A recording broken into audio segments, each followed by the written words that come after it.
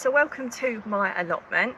Today I'm going to be giving you some top tips of what I will be sowing, or what you could be sowing and planting in the month of September. If you've not already subscribed to my channel, if you could please do so, because you'll get lots of helpful hints and tips all throughout the year from my home garden, my allotment, and also my home kitchen.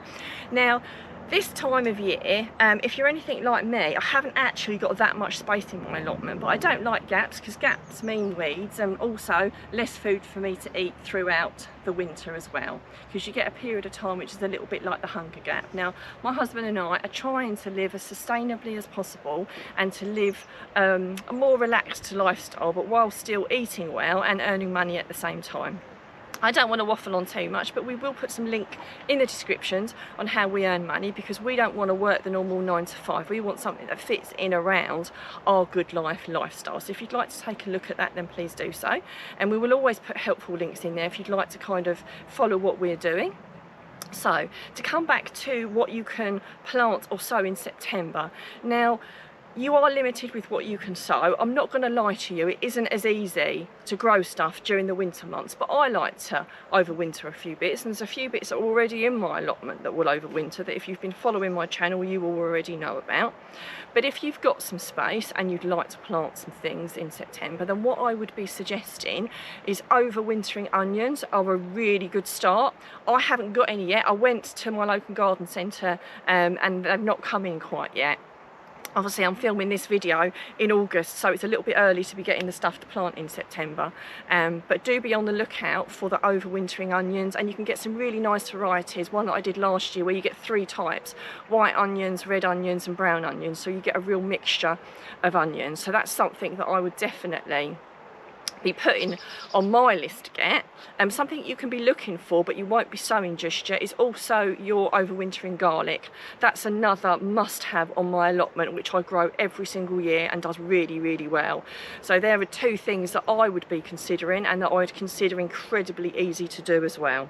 Something else you could be doing now, if you've not started them all off already, a selection of brassicas, like some spring cabbages or some cauliflowers, things like that. If you've not started them off yourself already, go to your local garden centre and source some and then plant them into your allotment in September. It's too late to sow them from seed, really. So if, like I said, if you've not already started them off, then I would be looking at going to a garden centre to get some already started off.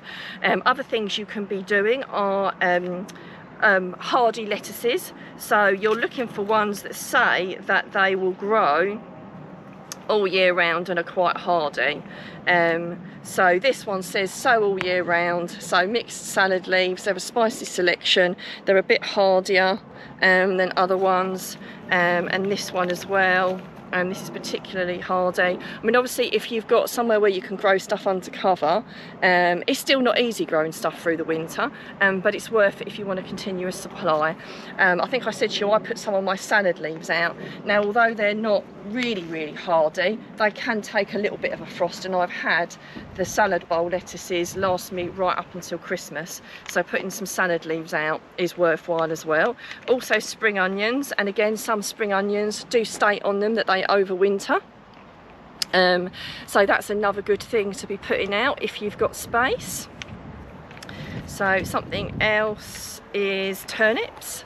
So turnips are very hardy and incredibly easy to grow as well, so that's something that you could be sowing at the moment. Broad beans is another thing, which again, they didn't have any broad beans in when I went down today, so I can't show you the variety that I'm going to be growing, but I will show you in one of my next videos. There's different ways you can start broad beans off this time of year. Some people put them straight into the ground, but if you get a really harsh frost or snow, you could lose some or all of them, so do bear that in mind.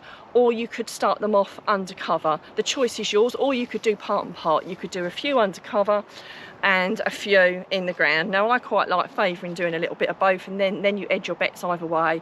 I know a lot of people up at the allotment, they do sow them straight into the ground, and I'm always a little bit cautious about that, but actually theirs often tend to do better than mine, and they sow them straight in the ground either in September or October, and they get fabulous crops in the spring. So that is something. Peas as well, you can be starting off some peas. Now they would do better if you had a polytunnel, but even if you only just got the shoots off of them to do pea shoots to put in salads, that would still be worthwhile doing, because what you've got to think at the moment is there isn't an awful lot that you can be growing.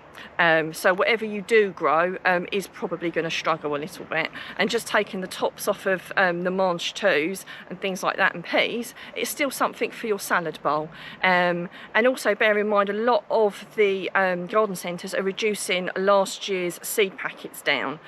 So if you're going to try something like that and it doesn't do very well and you've only paid 15p for it, it's not such a hit on the pocket. So I would, if it was me, be considering how much I was paying for something before I put it in the ground this time of year. But of course, if you do pick your seed packets up reduced, you can of course keep them to next year. I did pick some up myself, and I actually bought some microgreens, which I generally don't do, but I'm going to have a go at growing microgreens, which obviously I will grow indoors, obviously not on the allotment, and see what I get from that. You know, you have to try and think of things that you can grow and eat during the hunger gap, but what you don't want to do is pay a fortune for it, because then you're almost defeating the object. Now I picked up these microgreens for about 15p a packet, so I can't really lose with that in that regard. So hopefully again that will add to my risottos, to my salads, and all sorts of other dishes that I'm doing.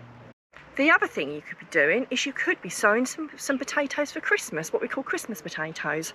That's something that I did last year. I didn't have the biggest crop in the world, but there was still a generous amount for the festive period. Now I have got a video on that already, which I'm sure we can link to this video if you want to watch it. But that's something else you could be doing to get yourself your first taste of your first potatoes, if you've not already got some in.